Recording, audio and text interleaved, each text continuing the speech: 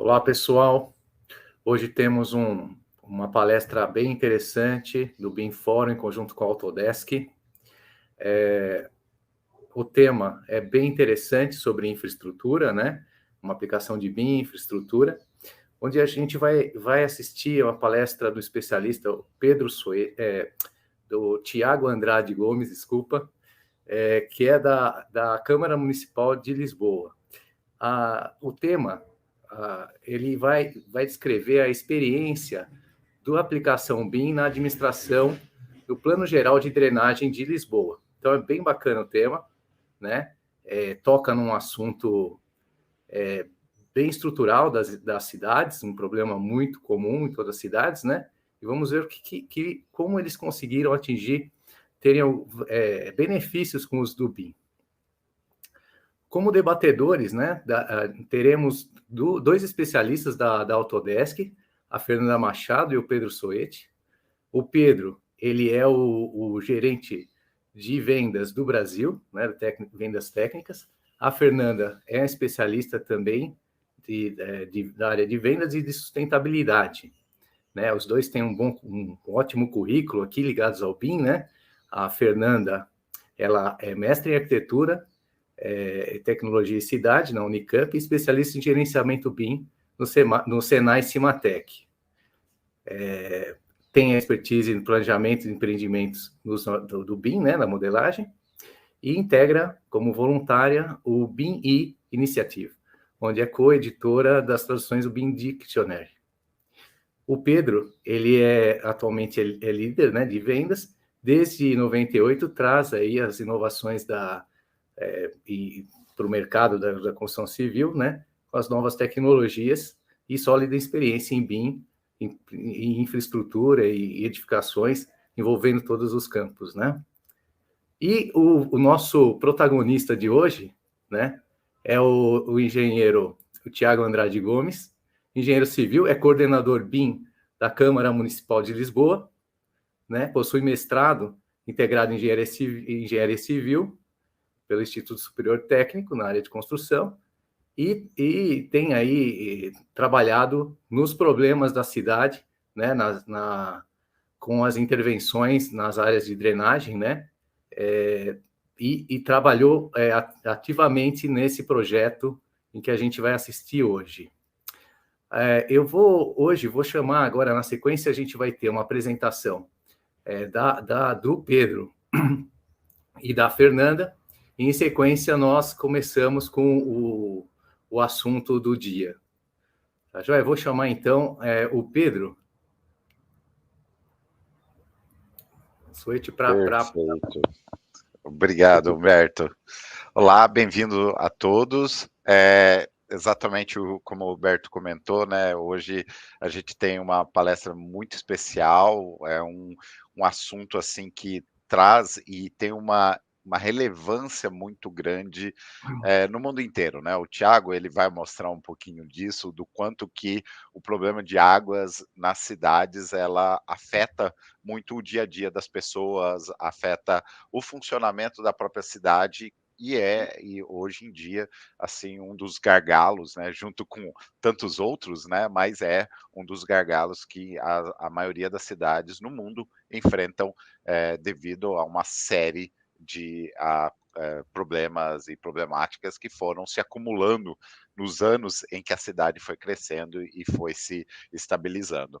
Então, a utilização do BIM e de tecnologias que permitam análises melhores, condições melhores de você entender como funciona a sua cidade, traz benefícios reais para esse tipo de solução, para esse tipo de resolução desses problemas. E o Tiago ele vai mostrar isso aqui para a gente, no caso, em Lisboa. Lisboa, o Tiago vai também mostrar um pouquinho das características, ela se comporta e tem muitas das coisas que as cidades aqui do Brasil também possuem de problemas e que podem e devem ser também utilizando esse tipo de tecnologia e também a metodologia BIM serem solucionados de uma maneira mais coerente. Então, vou passar aqui também para a Fernanda para ela falar um pouquinho sobre a agenda e logo depois a gente já começa com a palestra do Tiago. Façam proveito, façam bastante perguntas. Estamos aqui não só para apresentar, mas também interagir com vocês aí nos canais. Muito obrigado. Obrigada, Pedro. Bom, sejam todos muito bem-vindos, né? Nós estamos realmente felizes, né, de ter a presença da Câmara Municipal de Lisboa hoje, nesse evento em conjunto com o BIM-Fórum Brasil. Quando nós primeiro, né, tivemos o entendimento desse trabalho, ficou claro, né, como o Pedro comentou, a similaridade com os desafios hoje dos municípios brasileiros, e o Tiago vai trazer bem essa contextualização por meio do enquadramento do Plano Geral de Drenagem, né? Então, nós vamos ver um pouquinho de como essa problemática ela pode ser solucionada do ponto de vista da engenharia e do ponto de vista das tecnologias que podem habilitar tanto uma melhor gestão, né, da informação do empreendimento, como também diretrizes voltadas para a contratação desse tipo de projeto no âmbito da administração pública. Então, a gente tem aqui um cenário perfeito, né, para ter um entendimento de como o ente público pode atuar, né, pode ser um contratante ativo dentro desse processo de desenvolvimento, né, e gestão de um projeto dessa magnitude. O Tiago vai passar pelo plano de execução BIM também, desse projeto, como foi toda a etapa de desenvolvimento. Vamos fazer algumas perguntas também em relação a pontos, inclusive pautados na própria ISO 19650, né? A gente vai ver que tem muita similaridade com todo o processo, toda a estrutura que a equipe do PGDL empregou nesse projeto, e aí a gente abre para um debate. Então, novamente, né, fiquem à vontade aí para fazer perguntas sobre todo esse case. Bom, seguindo, né, antes da gente passar a palavra para o Tiago, né, eu gostaria de aproveitar essa oportunidade para anunciar um projeto, né, que nós estamos lançando, inclusive convidar os colegas portugueses, né, que também estão acompanhando esse webinar para participar. Nós vamos chamar de Miraps, né, nós vamos ter Miraps de cidades inteligentes. Podemos considerar, inclusive, que essa sessão é um kick-off, né, desse projeto, com esse grande case de Lisboa. E, na sequência, né, a ideia é que nós temos aí uma frequência bimestral para ter um entendimento de como hoje entes da administração pública, não só no Brasil, como também na América Latina, têm utilizado o empregado BIM nos seus processos, né? E o nosso próximo convidado nesse sentido, né, eu espero que todos aqui estejam presentes para assistir também, vai ser o IPUC, né, o Instituto de Pesquisa e Planejamento Urbano de Curitiba, né, que já tem empregado BIM dentro dos seus processos, né, tanto na parte de projetos financiados pelos bancos, como também na parte de desenvolvimento, né, desse plano para as cidades, né? Então, aqui é uma oportunidade que a gente tem de criar um diálogo mais próximo com as prefeituras, né, com os órgãos estaduais que têm implementado o BIM, e eu convido a todos para acompanhar esse evento também, né? Aqui fica o link de inscrição para vocês, né? Essa sessão vai acontecer em outubro, né? Então já se preparem para esse momento. Eu vou passar a palavra para o Humberto, né, para ele retomar a guia aí do evento, né? E na sequência o Tiago vai começar a palestra. Humberto. Oi, Fernanda, obrigado. Então, bom, olha só, né, como a gente já está tendo oportunidades de ter experiências mais próximas aí de infraestrutura, saindo do convencional do BIM de prédios, né, que é muito atraente também, mas a infraestrutura tomando corpo numa necessidade real, né, todas as cidades crescendo e precisando se modificar para ter um bom ambiente para convivência, né? E o Tiago vai trazer agora a sua experiência, né? Para esse plano, para esse case tão importante aí que a gente considerou em mostrar para vocês, tá? Tiago, é todo seu. Obrigado. Antes de mais, obrigado por me terem convidado. Eu venho aqui falar um bocadinho da experiência da adoção do BIM no Plano Geral de Drenagem de Lisboa, para percebermos aqui a adoção do BIM nesta empreitada do Plano Geral de Drenagem de Lisboa, é então importante percebermos aqui algum enquadramento. No enquadramento, o que é que temos que perceber? Temos que perceber qual é que é o problema que nós tentamos resolver, quais são as causas que provocam esse problema e a solução, então, que conseguimos encontrar. O problema prende-se com as inundações. Isto é um problema do mundo inteiro, não é só nosso, como podemos ver aqui por algumas imagens tiradas ano passado na Alemanha, na Bélgica, em Inglaterra, na China, ou até mais familiar para quem nos ouve do Brasil, em São Paulo. No entanto, aquilo que nos preocupa aqui neste cantinho do mundo são os problemas ocorridos em Lisboa. Nós, nos últimos anos, temos tido alguns eventos extremos pluviométricos extremos, nomeadamente em 1967 morreram mais de 500 pessoas, houve 900 desalojados, mais de 17 milhões de euros em prejuízos. Um evento em 83 matou 7 pessoas, 650 habitações danificadas, mais de 90 milhões de euros em prejuízos. E em 2008, mesmo com um enorme desenvolvimento das medidas de prevenção e auxílio, ainda assim conseguiram morrer 2 pessoas. E, por fim, em 2014, não houve nenhuma fatalidade, no entanto, houve diversos prejuízos para o município.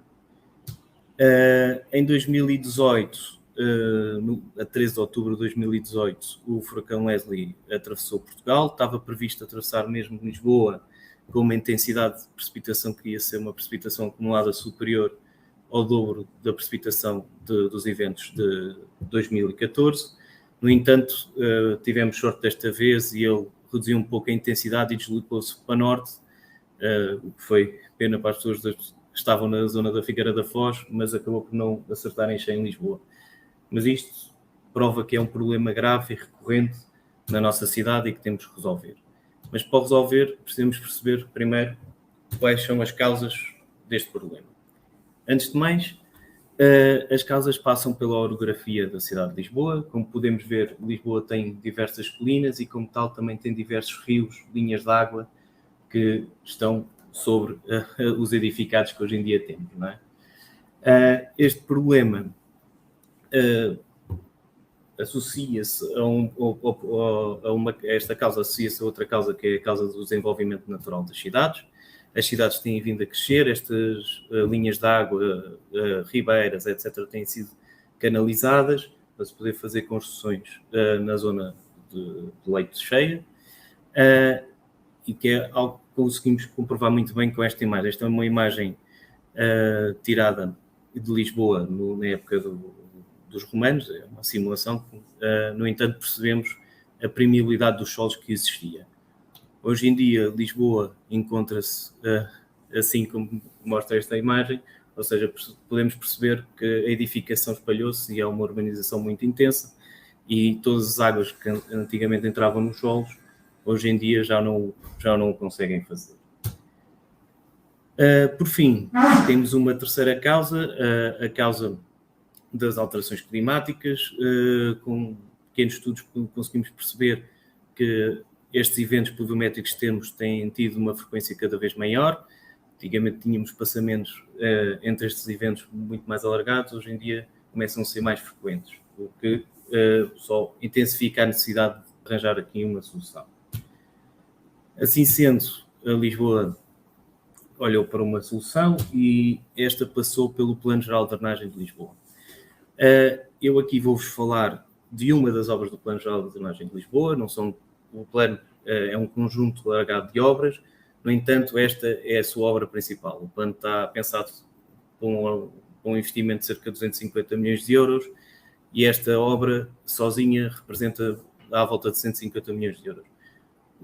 Quer dizer que é grande parte do plano. Pois há outras obras como bacias de retenção, controle de origem, outro tipo de intervenção que são complementares e também importantes. Mas, no entanto, esta é a principal. Queria-vos deixar primeiro aqui com um videozinho de forma a percebermos qual é o objetivo desta obra. E é um vídeo promocional para explicar o objetivo e como é que esta obra vai ser construída. E depois volto a falar-vos da mesma logo a seguir.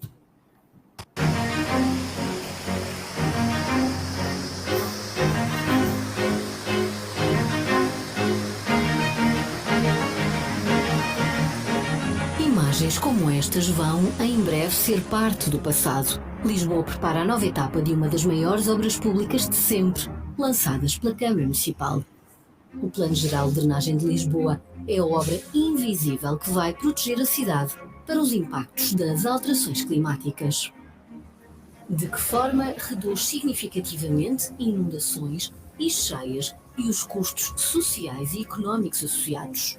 Cria a infraestrutura que permite a reutilização de águas para lavagem de ruas, rega de espaços verdes e reforço de redes de incêndio. Fecha o ciclo urbano da água, permitir diminuir a fatura da água potável. Como? Através da construção de 2 grandes túneis, um de 5 km entre Monsanto e Santa Apolónia, um outro com cerca de 1 km entre Chelas e o Beato, com um diâmetro semelhante ao dos túneis do metro. E tudo isto graças ao recurso à maquinaria pesada. Lisboa prepara-se para receber a tuneladora H2O Lisboa. Tem cerca de 100 metros de comprimento e vai avançar mais ou menos 10 metros por dia.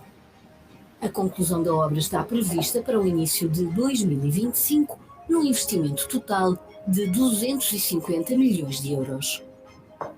Estamos a preparar Lisboa para o futuro.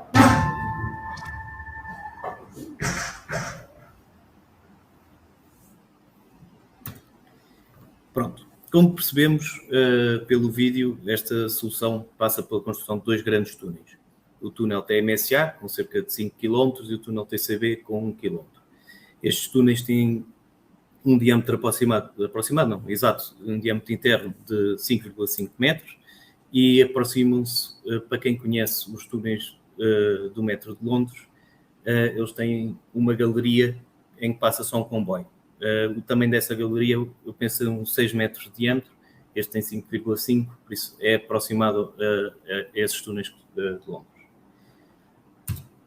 O conceito desta solução é um conceito muito simples, ele passa pela captação do caudal excessivo proveniente de montante, por forma a proteger as zonas ribeirinhas da cidade. Isto quer dizer que todo o caudal excessivo que vem de montante nas bacias é captado através dos nossos poços de vórtice ou na bacia antipoluição e é encaminhado para o nosso túnel, que por sua vez se dirige ao Tejo. Toda a rede jusante, ou seja, das zonas mais ribeirinhas da cidade, fica então sobredimensionada para a quantidade de água, da quantidade de precipitação que aí cai. Aqui podemos perceber quais é que são as zonas que nós estamos a captar. Nós estamos a captar a bacia de Alcântara, aqui representada a roxo, a bacia de Chelas a vermelho e as subbacias da Avenida da Liberdade, da Avenida de Santa Marta e da Avenida Almirante Reis, e captamos então este caudal excessivo e encaminhamos para o Tejo. Estas zonas da ribeirinha, tudo o que seja a jusante desta zona, fica então protegida. Aqui vamos ver então aqui um vídeo do nosso túnel, do túnel TMSA, a seguir vou mostrar o TCB, aqui já implementado em BIM, com a ajuda do InfraWorks, para percebermos aqui a orografia da cidade e qual é que vai ser a construção. O túnel do TMSA vai se iniciar então em Monsanto, onde nesta construção aqui que aparece a amarelo, a bacia antipoluição. Esta bacia, além de desviar o caudal, vai também permitir fazer uma retenção das primeiras chuvadas, as chamadas first flush, que é uma melhoria ambiental relativamente ao que existe. Tem um reservatório com cerca de 16 mil metros cúbicos e aí, quando este excede a capacidade deste reservatório, a intensidade das chuvas ultrapassa os 14 metros cúbicos por segundo, ele começa então a descarregar para o nosso túnel, mas não antes de ser tamizado. Só em eventos extremamente preocupantes, em que o caudal excede os 50 metros cúbicos por segundo, é que há parte desse caudal que não é tamizado e entra diretamente no túnel. Ao longo do traçado do nosso túnel, temos então também os poços de vórtice, que permitem a captação daquelas subbacias que eu falei há bocado. Já vimos a Avenida da Liberdade anteriormente, agora estamos a ver a subbacia de Santa Marta e encaminhamos-nos então aqui no vídeo para a Avenida Almirante Reis.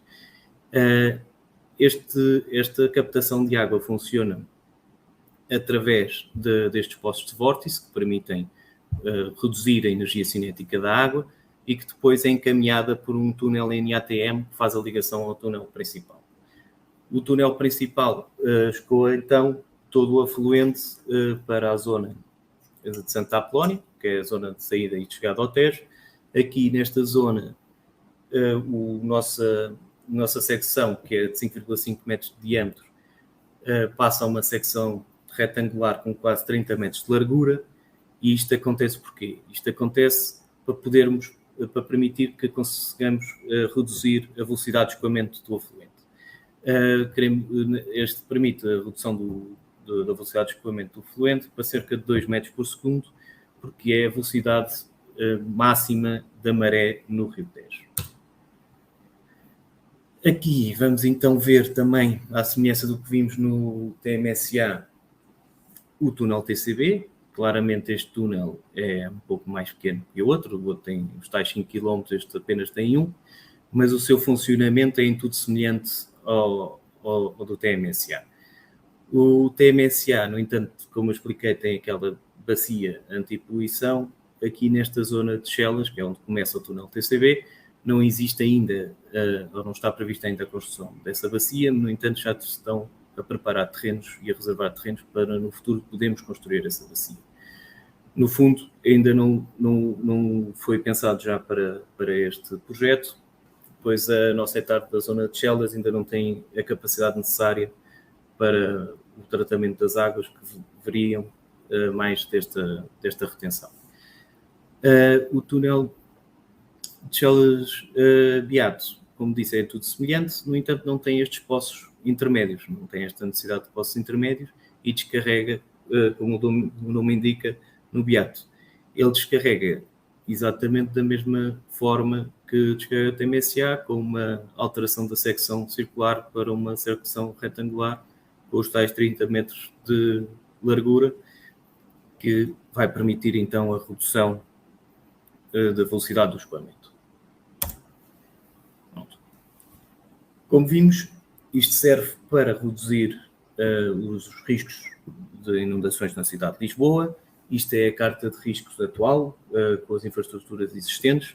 Vemos aqui várias zonas já representadas a vermelho e com a construção destes novos túneis. Vamos passar a ter uma carta deste género. Vamos mitigar entre 70% e 80% dos problemas das inundações em Lisboa. Aqui, como podemos ver, já não existe nenhuma zona avermelhada e mesmo aquelas zonas a laranja existem mais por uma questão de subida do nível das águas do que propriamente dos eventos extremos pluviométricos que podem acontecer. Tendo então a solução, vamos falar um bocadinho aqui do que nos trouxe cá, o BIM e a metodologia. Porque é que trouxemos o BIM para este projeto? Este projeto tem um espaço temporal de 100 anos, para funcionar pelo menos em 100 anos, o período de retorno do dimensionamento também são 100 anos, e como tal, a operação e a manutenção deste sistema e desta infraestrutura é extremamente importante. Isto associado à inevitabilidade da digitalização dos processos, fez com que a adoção desta metodologia BIM fosse essencial. Estas razões não foram as únicas não foram os únicos fatores que nos levou a trazer o BIM para este projeto. Melhorias na otimização das soluções, melhorias no planeamento, monitorização e no controle mais rigoroso foram também fatores ponderantes na inclusão do BIM no projeto. Decidida a adoção do BIM, tivemos que definir então alguns requisitos técnicos, uns requisitos de informação, que depois serviram de alicerce para o BEP. Estes requisitos tinham como objetivo principal explicar aos concorrentes deste concurso, isto é um concurso público, Conceição Construção, e tinha o objetivo de explicar o que é que o dono de obra pretendia com a adoção desta metodologia. No entanto, quisemos colocar alguma flexibilidade quanto aos caminhos a tomar para atingir os objetivos do dono de obra.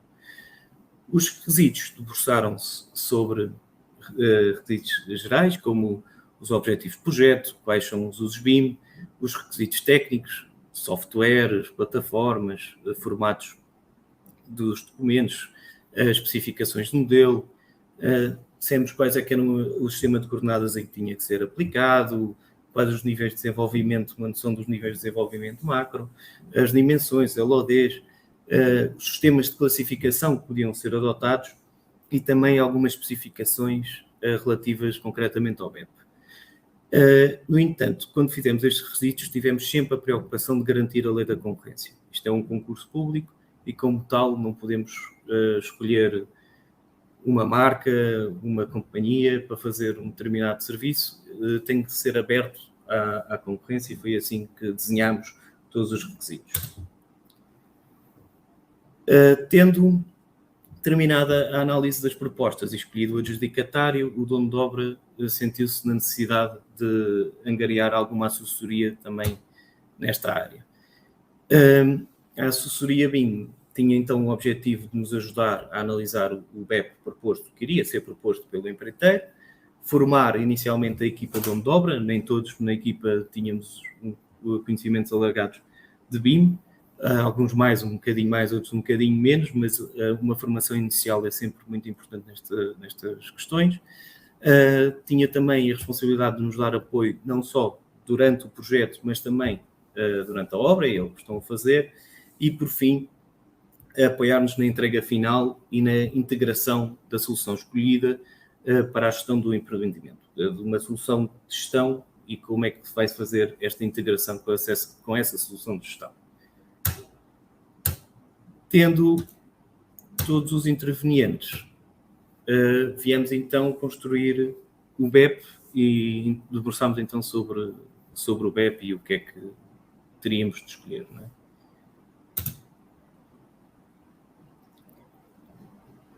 Fazer uma intervençãozinha aqui na sua apresentação, Thiago. Bom, primeiro, falando antes da riqueza técnica dessa obra, né? A gente aqui vivenciando necessidades ainda de transportar gente, fazendo buraco, túnel para transportar as pessoas ainda, né?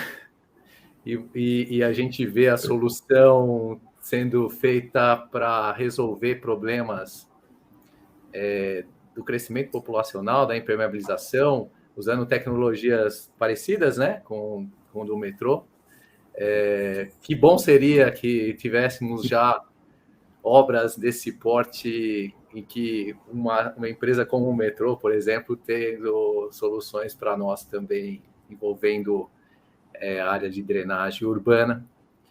E quem sabe agora, depois dessa apresentação, a gente não inspira algumas licitações que, além de transportar gente, a gente transporta água. Sim, já existem até híbridos. Os túneis, pois porque a tecnologia está aqui, né? Está nas mãos.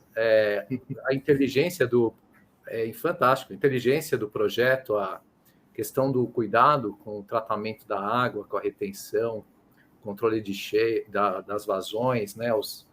O amortecimento das velocidades. Quer dizer, é um projeto de engenharia muito rico.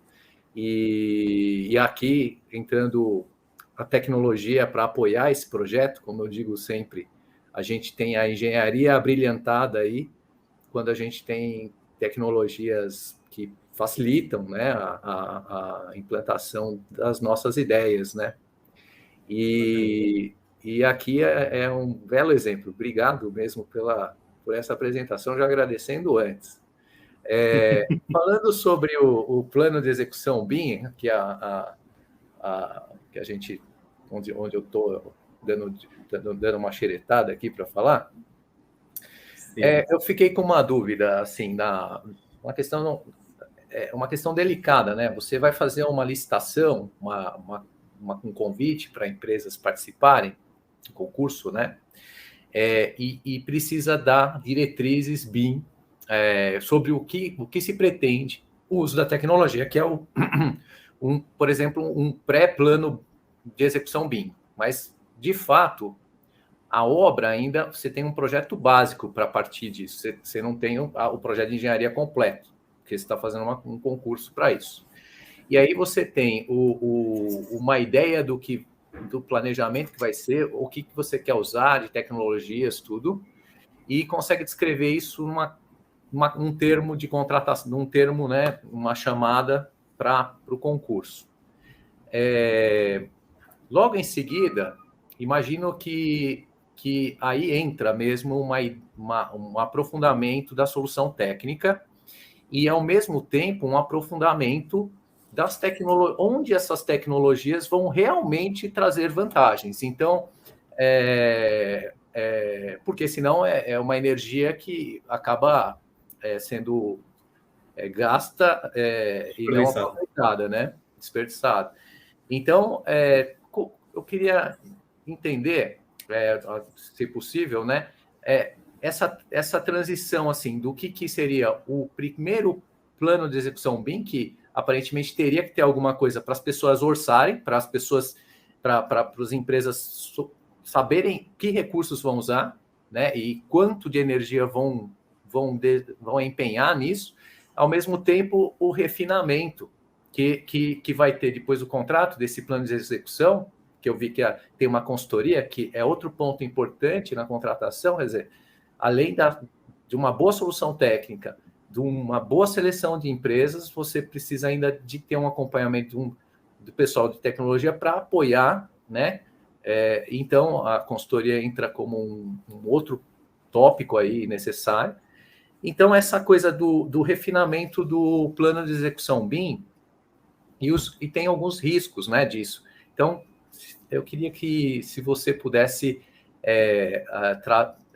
trazer da experiência desse projeto, porque é muito delicado. Isso eu acho que em qualquer tipo de empreendimento a gente vem enfrentando essa situação. Sim. Não, claro, e é exatamente o que estava a dizer.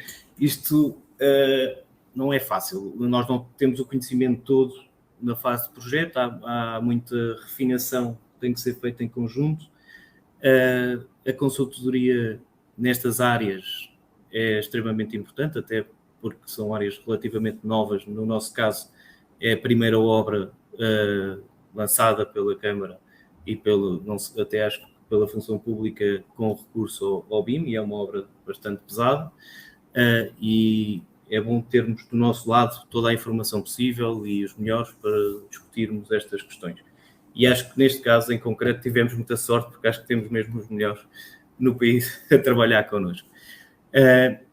O que estava a dizer é verdade, aquilo é preciso e é muito importante, como eu disse há bocado, definir alguns alicerces, perceber quais é que são os objetivos que o dono de obra tem com o BIM. O que é que nós queremos realmente retirar do BIM, quais são as expectativas que o dono de obra tem com este projeto. É importante que os concorrentes percebam isto, até porque têm que orçamentar uma solução para esta questão.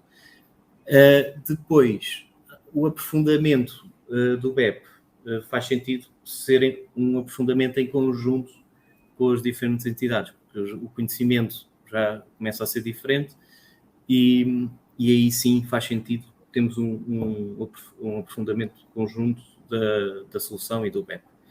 Aqui no nosso caso, o BEP estava da responsabilidade da apresentação do empreiteiro, ele tinha que cumprir todos os requisitos que nós lançámos em concurso e depois tinha que nos apresentar um BEP. Ele apresentou e este BEP foi então discutido e trabalhado em conjunto de forma a chegar a uma solução final, até porque há sempre questões de interpretação e há sempre questões de onde é que podemos fazer melhorias ou otimizar a solução. Isto, no fundo, aquilo que é importante, na minha opinião, ter em conta é preciso pensar que nós queremos o melhor, queremos investir o melhor possível naquilo que nos traz mais-valia. O que nos traz menos mais-valias, não vale a pena investir tanto esforço. Pronto, esta redireção dos nossos esforços é muito importante. Neste nosso caso, no entanto, há sempre coisas muito importantes de definir e há coisas que lá está, como eu vou falar agora, que só se conseguem definir já com o contrato. Por exemplo, o método de controle de qualidade, os fluxos de informação, a organização, a codificação dos documentos, qual é que é a plataforma de Common Data Environment a utilizar, este tipo de questões só se consegue depois já temos o contrato. Então, aquilo que ficou acordado, e mesmo depois de ter o contrato, este próprio documento deve ser um documento ágil, no fundo flexível e evolutivo. O que nós fizemos para conseguir isto foi, nós no fundo temos o documento estruturado com um corpo fixo. Este corpo fixo é imutável e transversal, responde aos problemas transversais a todo o projeto, e depois temos alguns anexos em que temos os sistemas de controle de informação modelada, alguns níveis de geometria, alguns níveis de informação, que são anexos a este corpo fixo e que, à medida que vamos tendo melhor conhecimento ao longo da produção do projeto, vão se detalhando e vão evoluindo, que é fundamental. Mas este corpo fixo teve, como é tão importante, e, por exemplo, a questão dos fluxos de informação e a da codificação é importante, e é importante que seja apresentado o mais cedo possível. Nós já na fase de concurso, no caderno de encargos, colocámos uma cláusula em que dizia que o BEP tinha que estar finalizado e aprovado no final do primeiro terço do prazo do projeto de execução. Isto é, se o empreiteiro, que neste caso também é projetista, tinha 6 meses, por exemplo, para fazer o projeto, nos primeiros 2 meses nós tínhamos de ter este documento fechado. Pronto. E foi assim que foi feito, e foi cumprido, e foi definido, e depois as partes mais de detalhe foram vindo a ser aperfeiçoadas e continuam a ser aperfeiçoadas à medida que vamos desenvolvendo o projeto. Aqui, eu, por exemplo, um destes corpos fixos, uma destas questões transversais, de caráter transversal, que está no corpo fixo do BEP, é a questão dos usos e dos níveis de desenvolvimento. Aqui criamos, então, uma tabela em que apresentámos as dimensões, os usos e a fase de projeto em que estas seriam utilizadas. Isto também é importante, é definir em que fases é que nós queremos o quê. Aqui, neste caso, o P representa projeto, o C representa construção e o E representa exploração. Aqui também há uma questão interessante, que nós investimos e, como eu tinha dito, demos prioridade aos usos que tinham mais-valias concretas para o dono de obra. Alguns destes usos já estavam nos requisitos previamente lançados a concurso. No entanto, por exemplo, aqui, e neste caso é o único, a questão do 5D, a gestão das quantidades, percebemos em conversas com o empreiteiro que o esforço adicional que teríamos de fazer para nos guiarmos apenas pelo BIM na questão da gestão de quantidades era um esforço muito grande e com uma mais-valia diminuta para o dono de obra. E, como tal, permitimos que esta fosse assumida como complementar e não como estruturante. Mas este foi o único uso em que isso aconteceu, e isto também acontece porque esta obra é uma empreitada muito grande, contém dentro da empreitada cerca de 21 obras, nós temos isto dividido em 21 obras, com diversos projetistas, não é um único projetista, nem um único grupo, numa empresa projetista, há mais que uma, e há algumas em que o modelo, como é o caso da zona da bacia de antipoluição, é construído de raiz, é modelado de raiz, e há outros em que os modelos são feitos após ter um projeto de execução realizado da forma tradicional e depois é então construído um modelo a partir daí. E devido a estas questões, esta questão da quantificação era algo que era um esforço muito grande e nós, como isto é uma concessão de construção, o dono de obra não vai estar a verificar metro cúbico a metro cúbico, tem uma visão mais global do sistema. Permitimos que esta servisse de forma complementar e não estruturante, mas todas as outras temos dado diversas importâncias. Tiago, aproveitar seu ensejo, né, em relação a essa parte de usos e níveis de desenvolvimento, Esse é um outro desafio, né, que sempre está em pauta, como definir o nível de informação necessária no projeto, né, nos objetos que são contemplados em cada uma das disciplinas. Né? A gente sabe que isso está sempre correlacionado com o propósito, né, do uso, dentro aí da ótica do contratante. Então, a gente gostaria de entender um pouquinho melhor, até com os exemplos práticos do projeto, né, como que vocês definiram esses requisitos, né, e esse nível de informação, principalmente para evitar o overmodeling, né, e evitar que haja informação desnecessária aí dentro do processo de gestão da informação. Então, pergunta aí, curiosidade. Exatamente. Isso. Não, só ia complementar aqui, Thiago, desculpa, mas sim. Não, pode falar, sem problema. Força, não, de complemento, desculpa lá. Exatamente para um projeto de infraestrutura dessas dimensões, também é uma discussão muito grande o nível de detalhamento, onde a gente tem no nível de uma edificação, às vezes o nível do centímetro, né, e do metro, e aqui a gente está do metro para o quilômetro, né? Então, com certeza, muito detalhamento pode acarretar um problema muito grande até da quantidade de informação que às vezes nem vai ser necessário ser utilizado. Então, acho que isso é um grande desafio, principalmente numa obra de infraestrutura dessa complexidade e dimensão. Sim, isso é de facto uma questão importante.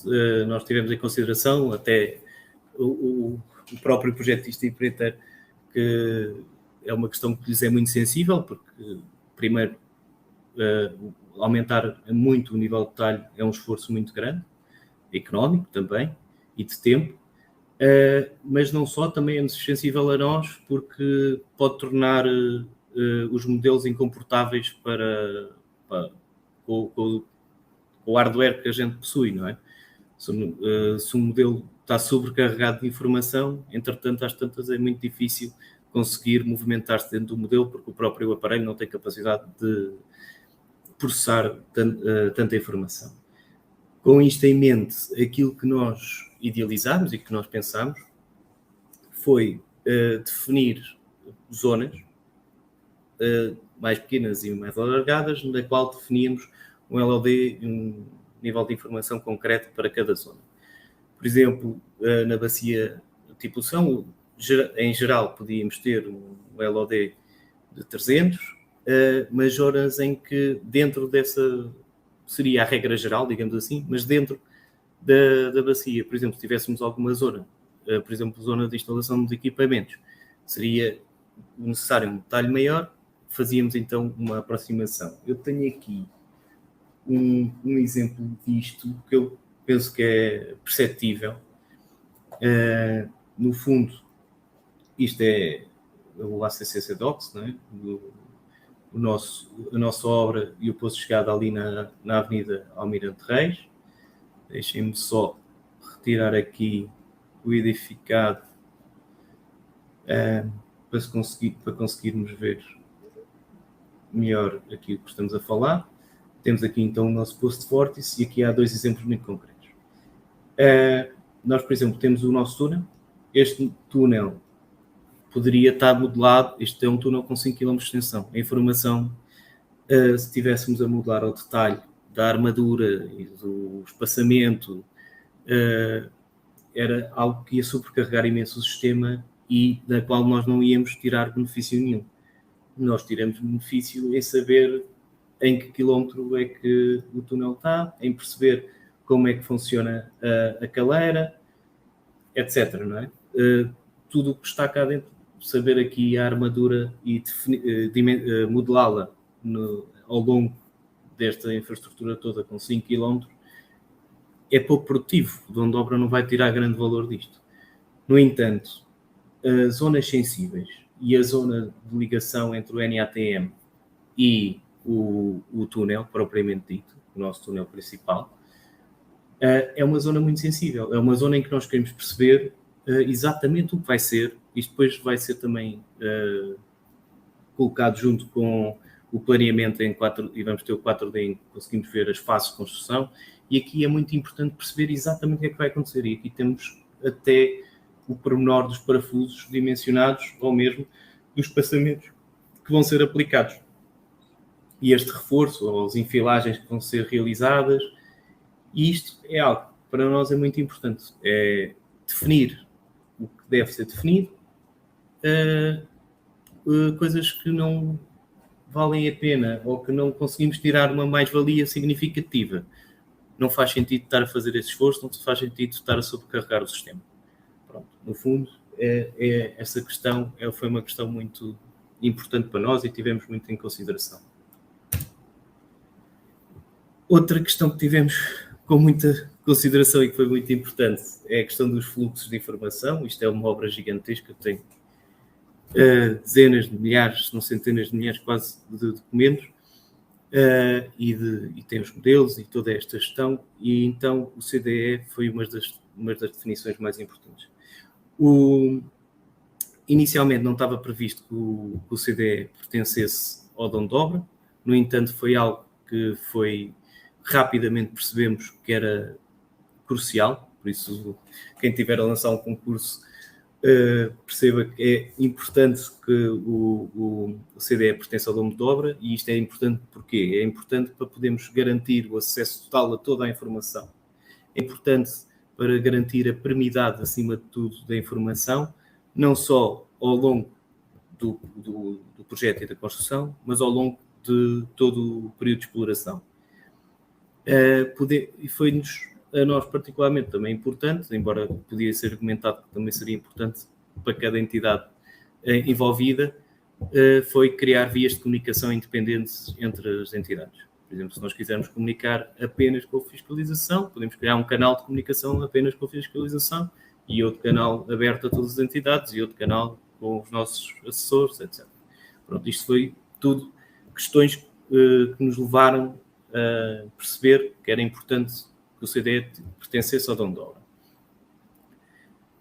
Aqui, então, optámos, na questão do CDE, optámos pela funcionalidade DOCS da plataforma Autodesk Construction Cloud. Uma mais-valia enorme que tiramos uma das mais-valias, mas uma grande que tiramos desta escolha em relação, por exemplo, ao BIM 360, que era uma versão, isto é a versão mais atual do BIM 360, digamos assim, foi a questão das licenças. Enquanto no BIM 360, quem tinha alojado o projeto na sua licença tinha que fornecer a licença a todos os intervenientes que quisessem se ligar ao projeto. Nesta Common Data Environment, no ACC, cada um pode trazer a sua licença. Isto é uma enorme mais-valia, porque o custo é distribuído pelas diversas entidades. Muitas vezes as entidades já têm as suas licenças e assim o dono de obra adquiriu as licenças para si e para os seus colaboradores e as outras entidades entram com as licenças deles no projeto do dono de obra, que está alocado na licença do dono de obra, mas entram com a sua licença. Não é o dono de obra que tem a responsabilidade de pagar as licenças a toda a gente. E isto também facilita muito a mudança. Alguém na fiscalização quer mudar ou quer entrar mais um engenheiro que afinal também precisa, etc. A única coisa que precisam de fazer, olha, eles já têm as licenças, já foram compradas, já fizeram tudo. A coisa que precisam de fazer é mandarem um e-mail para eu adicioná-lo ao projeto e fica a questão resolvida. Isto traz uma flexibilidade enorme. Outras funcionalidades que nos levaram a optar por esta solução passou pela centralidade da informação, a possibilidade de visualização dos modelos, o controle de versões, algumas ferramentas de análise e interação entre os membros do projeto e os modelos propriamente ditos, bem, entre outras. Isto é um mundo. No entanto, também, nisto não há vela sem senão, existem algumas limitações. Eu tenho que falar aqui de algumas. Por exemplo, a impossibilidade de rastrear a atividade de pastas. Conseguimos rastrear a atividade de fecheiro a fecheiro, mas não a atividade de pastas. Existe alguma dificuldade em gerir estruturas de pastas muito complexas, embora agora temos tentado simplificar ao máximo a estrutura de pastas e usar mais os metadados para pesquisas, etc. No entanto, é uma dificuldade que existe nesta plataforma.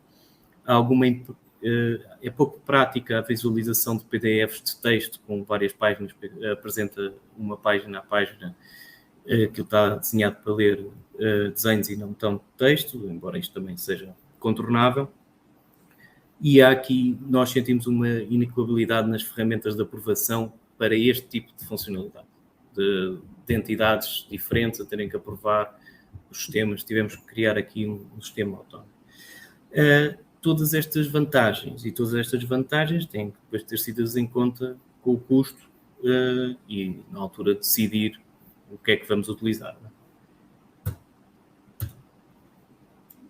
Tendo, então, o BEP definido, podemos então, se calhar, olhar aqui um bocadinho para o desenvolvimento, para algumas coisas de desenvolvimento do processo. Também já estou a falar aqui há um bocadinho, mas já é a última fase. Aqui acho que vale a pena salientar um bocadinho as soluções técnicas que o empreiteiro conseguiu resolver, que são bastante interessantes, e também algumas otimizações que a metodologia BIM permitiu, otimizações de soluções que a metodologia BIM permitiu. Foram muito importantes neste projeto, ou têm sido muito importantes. O empreiteiro desenvolveu algumas ferramentas de manipulação booleana de sólidos, consegue subtrair, interceptar sólidos, cortar um objeto com outro objeto. Fez aqui uns programinhas para resolver estas questões. Fez também, conseguiu também modelar de forma a fazer ajustes diretos à própria topografia que é introduzida, e desenvolveu também algumas famílias adaptativas, como, por exemplo, as envilagens. Na modelação dos túneis propriamente dito, eu sei que eles conseguem criar um programinha também, em que, com o alinhamento do túnel, o perfil transversal, a secção transversal e o perfil vertical do mesmo, eles conseguiram otimizar a modelação. Isto são tudo ferramentas que têm permitido uma melhor qualidade na modelação e também um aumento de ritmo de trabalho e na eficiência do trabalho. Outra questão também muito importante, e no nosso caso em particular até mais importante, foi esta questão da otimização de soluções. Eu trago aqui, por exemplo, esta questão da Avenida da Liberdade. Detectou-se numa reunião de trabalho um conflito. Nós conseguimos ver aqui do coletor com um muro existente na zona da Avenida da Liberdade, da Avenida Almirante Reis. Este clash foi detectado e, diretamente naquela reunião, conseguimos pensar soluções alternativas para a realização desta obra. E foi com algumas medições até expeditas através do ACC Docs e algumas ideias, conseguimos chegar a uma solução otimizada, como vemos aqui do lado direito, e foi uma solução que foi conjunta logo com o dono de obra, fiscalização e empreiteiro, tudo na mesma reunião, e isto só foi possível com esta visão tridimensional destas estruturas complexas, que de outra forma seria impensável encontrar uma solução com esta rapidez, pelo menos, e flexibilidade. Isto foi algo muito, muito vantajoso que o BIM trouxe. Este é um exemplo, mas existem outros. Outra questão também com algum interesse foi que, ao fazer a implementação em BIM do projeto do programa preliminar, detectámos uma colisão entre um coletor que ia ser construído com o metro de Lisboa.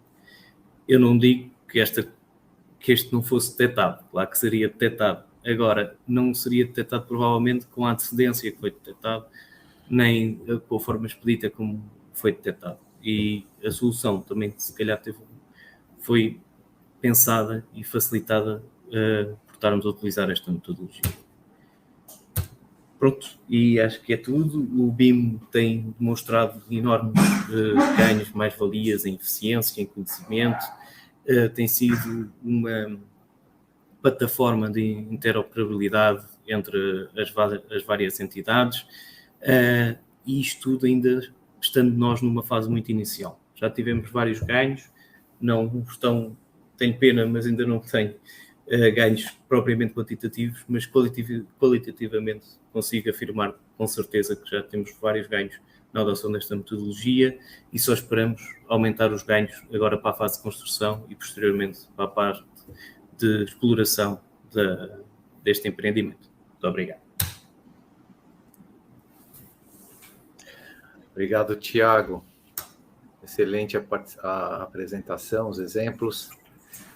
Agora a gente tem um espaço para debater um pouquinho, né, Fernanda e Pedro? Vou ler algumas perguntas antes que temos aqui.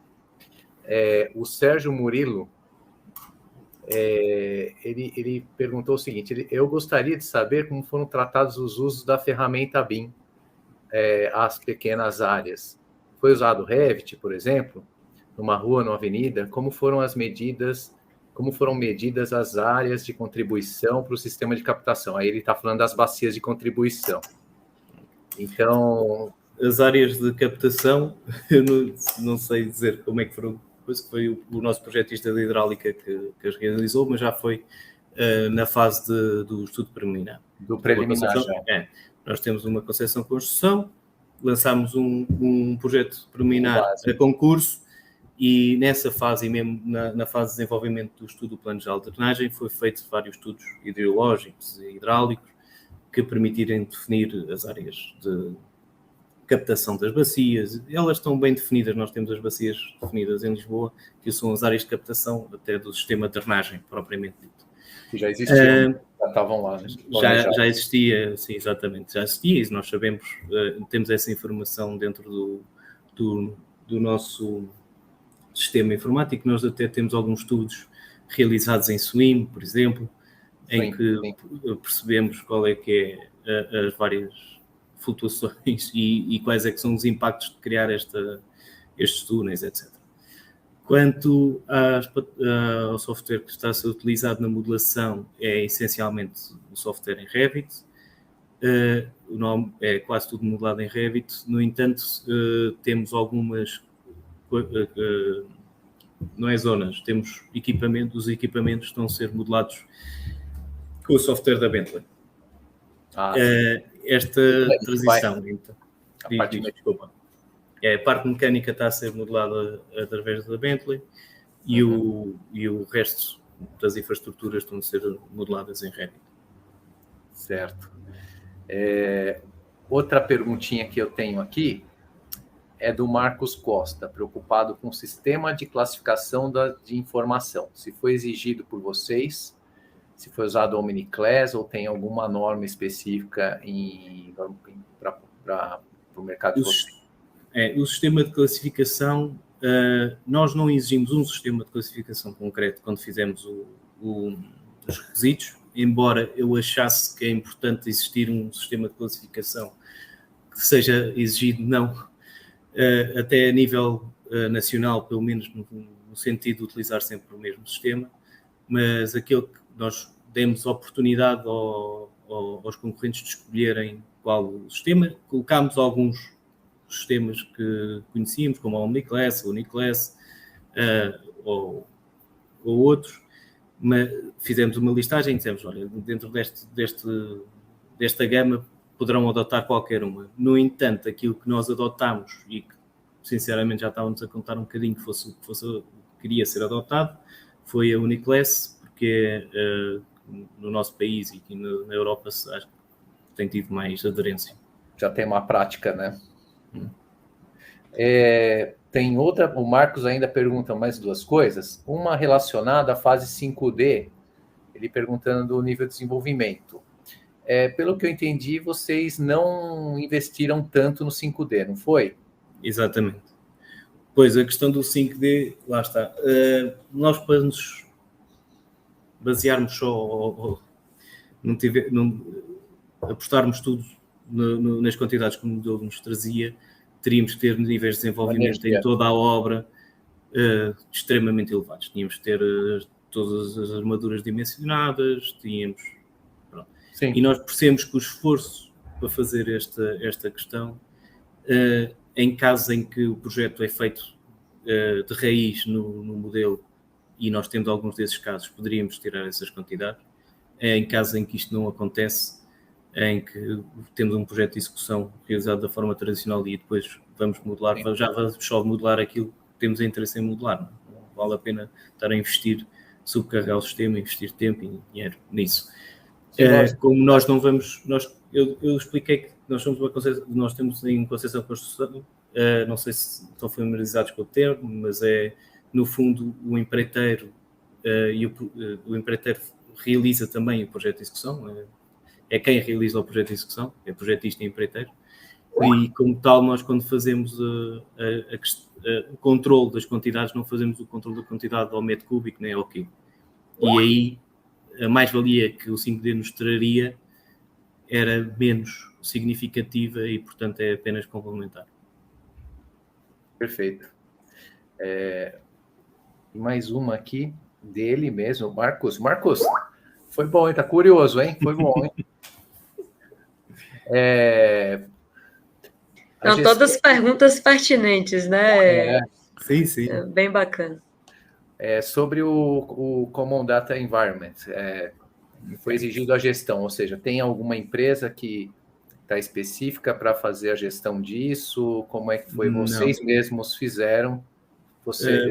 A gestão do Common Data Environment está neste momento a ser feita por mim. Sou eu que tenho estado a controlar quem entra, quem sai, quem tem as permissões, quem não tem, permissões para o quê. Essa mencionou que é do dono, né? É do dono de obra. Isso foi muito importante. Isso era algo que nós não tínhamos no concurso inicialmente, mas que rapidamente percebemos a importância de pertencer ao dono de obra. E é uma diretriz da 19650, né? Então vocês já estão atendendo até uma das premissas, né, colocadas pela norma internacional. A gente chegou a comentar, né, Tiago, que vocês começaram esse processo seguindo as diretrizes britânicas, né? E depois da internacionalização acabaram incorporando, né, as premissas da própria ISO. Eu, na altura, quando estive a estudar para fazer também o lançamento do concurso e alguns daqueles requisitos, não muitos, foi também eu que estive a tentar desenvolver um bocadinho, e então fui estudar também muito as PASES, que é as normas britânicas na altura. Entretanto, saiu a ISO, mas a ISO também segue muito a mesma linha que se seguia as normas inglesas, e como tal também tivemos um bocadinho essa base e esse estudo e tentamos implementar isto desta forma.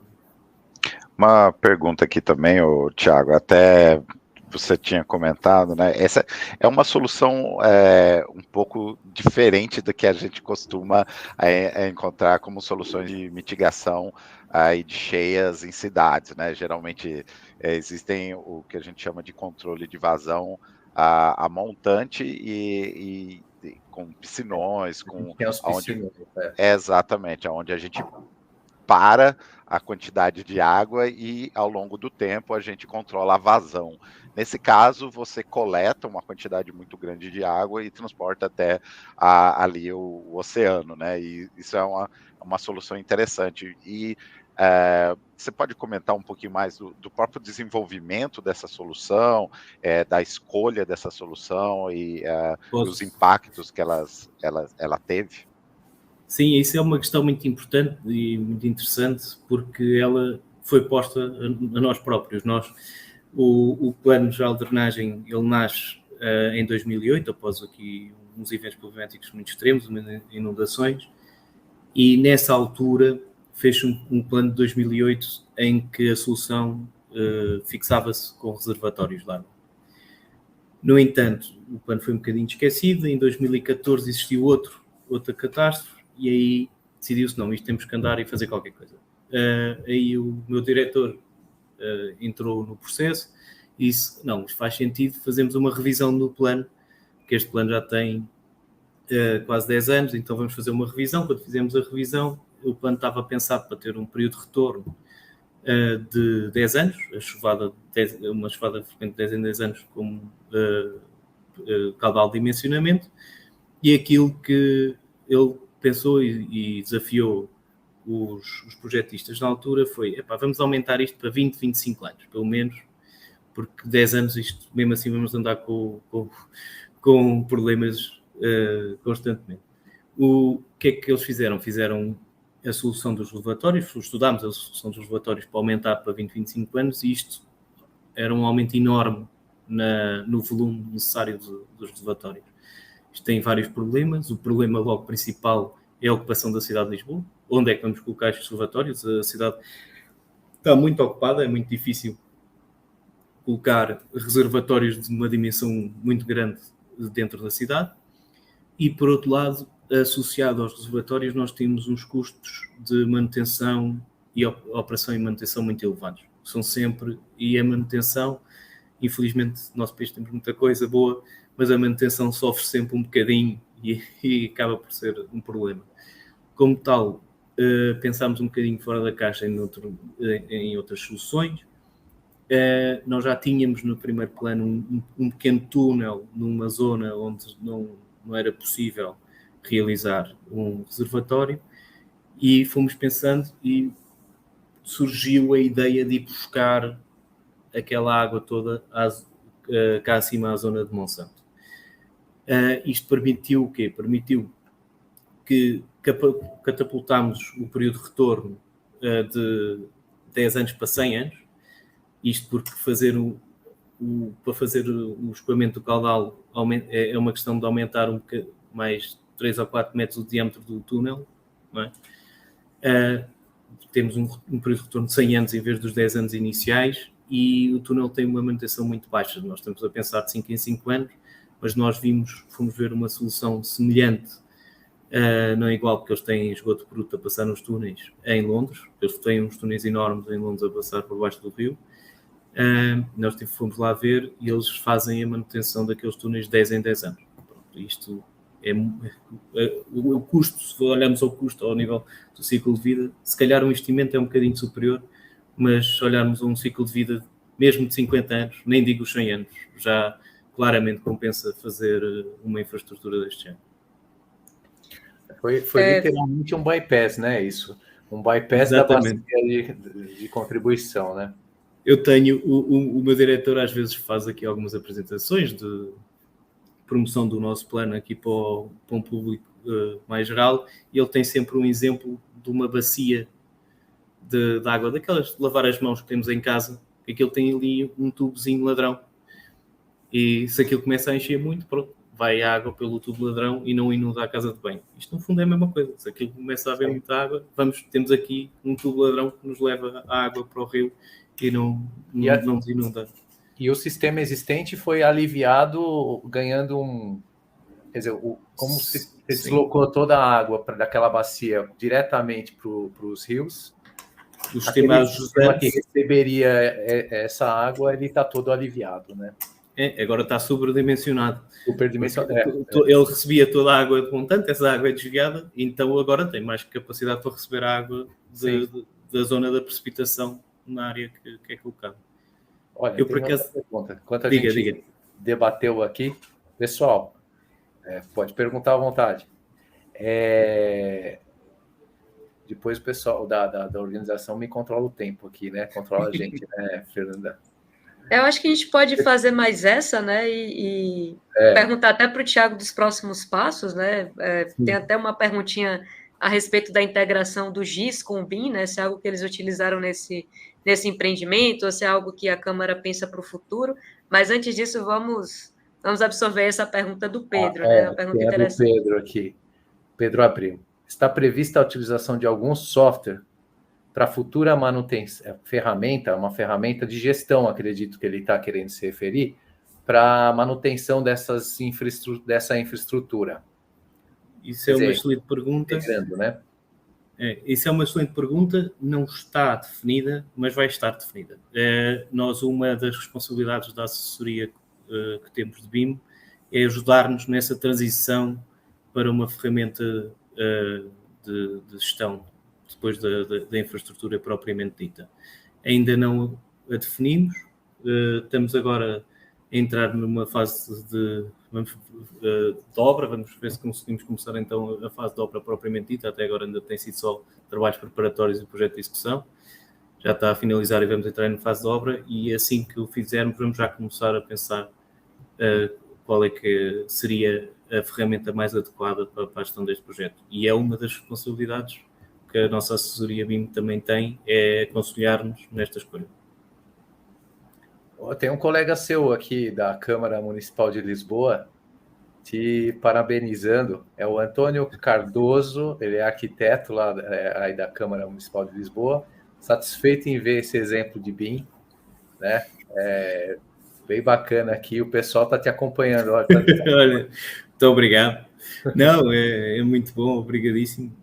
Vê-se agora começamos a expandir isto para as restantes obras da Câmara e da função pública e do país. Acho que é muito importante. Boa.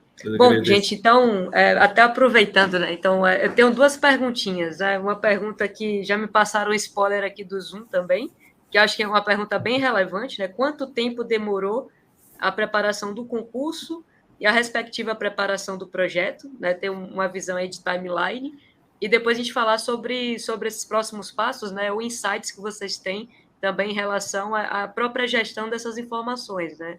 Hoje, dentro das próprias obras de infraestrutura, existe aí uma demanda, né, uma requisição muito maior pelo uso de base de informação geográfica, né? Então, como vocês têm trabalhado com essa interface, né, se é algo que vocês vão procurar implementar, né, ou se já implementaram nesse projeto aí da PGDE.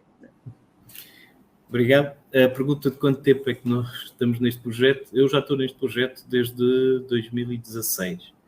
E eu sei que o plano de drenagem já vem um bocadinho antes. Entretanto, já fizemos algumas obras, já fizemos um reforço com um microtúnel na zona da Expo, depois já fizemos algumas bacias de retenção, mas este projeto já tem vindo a ser maturado há muitos anos e tem sido muito bem pensado, e também tivemos aqui um problemazinho, porque tivemos um primeiro concurso que ia com preço base, e o preço base não cobria, não houve nenhum concorrente, ficou vazio. Isto tem havido inflação muito grande na construção em Portugal, e o preço base não chegava para construir a obra, então teve que fazer todo o novo processo e relançar o novo concurso.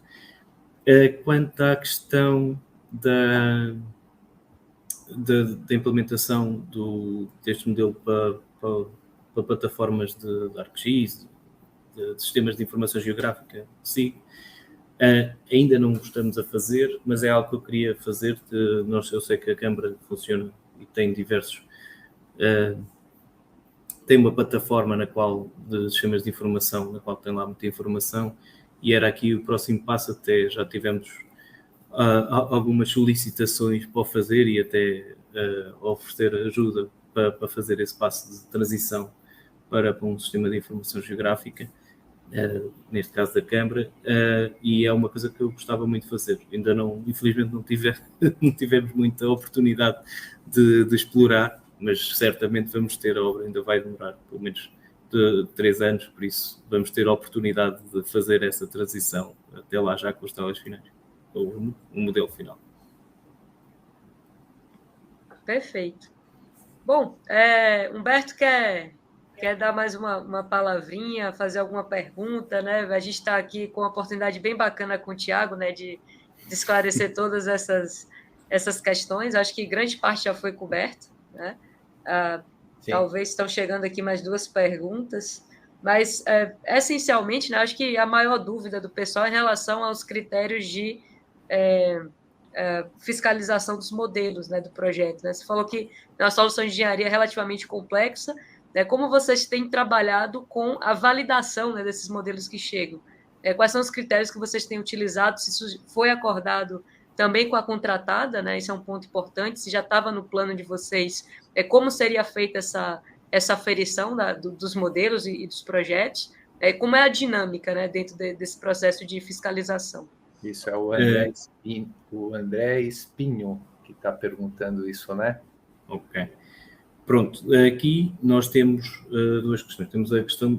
Temos o projeto, porque os modelos não estão a vir isolados, também são entregues peças de projeto de forma tradicional, e na qual temos também outras assessorias, que é, por exemplo, o Instituto da Construção, que nos tem apoiado na análise do projeto propriamente dito, e tem havido diversas interações em que recebemos o projeto e há uma revisão do projeto. Isto é uma obra muito grande.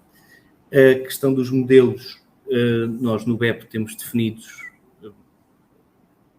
se não tudo, quase tudo, da forma como é que o modelo deve ser construído, quais são a forma que os nomes das famílias devem ter, qual a informação que deve ter, as categorias que devem ser utilizadas. Isso são coisas que estão definidas no BEP e definimos em conjunto com o empreiteiro logo de início naquela questão. E agora temos recebido os modelos, analisamos em conjunto com a fiscalização e o nosso apoio, vemos questões geométricas, de colisões possíveis, etc., que eles nos têm que explicar ou então têm mesmo que alterar, podem ter a ver com as fases, ou então, e temos as questões de informação, e temos tido discussões, por exemplo, olha, há aqui algumas coisas que até depois são feitas em conjunto, não é?